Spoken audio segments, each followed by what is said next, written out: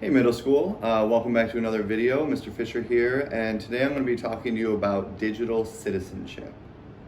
Okay, when we talk about digital citizenship, what we mean is you as a citizen of a community that is digital. And when we're talking about digital communities, we're talking about how you interact with each other, whether it be on social media or on FaceTime calls. We are talking about the way that you interact with your school through email, through Google Classroom, through video meetings, through text meetings, whatever it may be. We are also talking about how you find information and how you use information. So if you are writing a paper and you want to use an idea from someone's research, then you'll be expected to cite those sources and give those sources the credit that they deserve.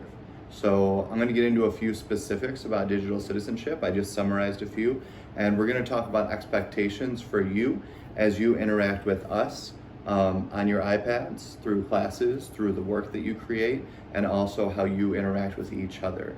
It's a very important thing to consider, whether it be in our remote learning or in our lives in general, or when we are moving back into in-person learning and beyond. So I hope you find this video informational and interesting because it is a very important topic.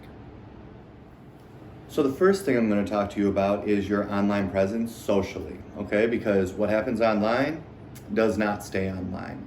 And although you may think that things get deleted, maybe on Snapchat or something, they don't get deleted from memory.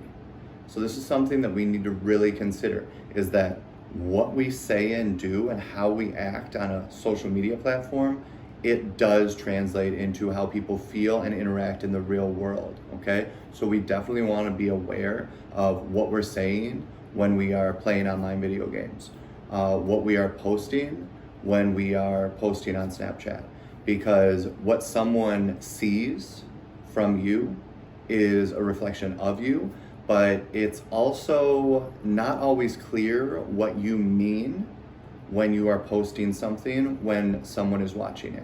So you need to be very careful about what you post online socially, because it will affect people in the academic realm when we're working with school, as well as in their social emotional realm and how they're feeling about themselves. So very important, when you're posting, be aware of how it's affecting other people. Even if you're not sure, think about the what ifs, okay? Now, let's talk devices. You have your phone, and that device is your personal device. You can, be free, within reason, of course, within the boundaries that your family has set, to interact with that device in any way that you see appropriate. This device is a school device. This device should not be used for anything but school-related work. If you want to go do a Google search about some random thing that you want to know about, or some random video that you want to see, do it on your phone. Do it on your personal computer. Do it on your personal iPad. Anything that goes on this iPad needs to be specific to school. This is going to keep you, the device, and the people that interact with you safe when it comes to academic, okay? So make sure this is for emails and your school account. This is for videos that your teachers post that they ask you to watch for academic purposes. This is for research, for academics. This is for interacting with people on video calls that are academically focused. If your teachers schedule a video call with you, if they schedule a small group meeting with you, if you're asked to create a video and submit it, or create a piece of art or math work or whatever it may be, make sure that this device is only used for school. So, as you're using this device for school, you need to be very careful about plagiarism. Now, plagiarism, sometimes we do it by accident. most of the time we know that we are doing it.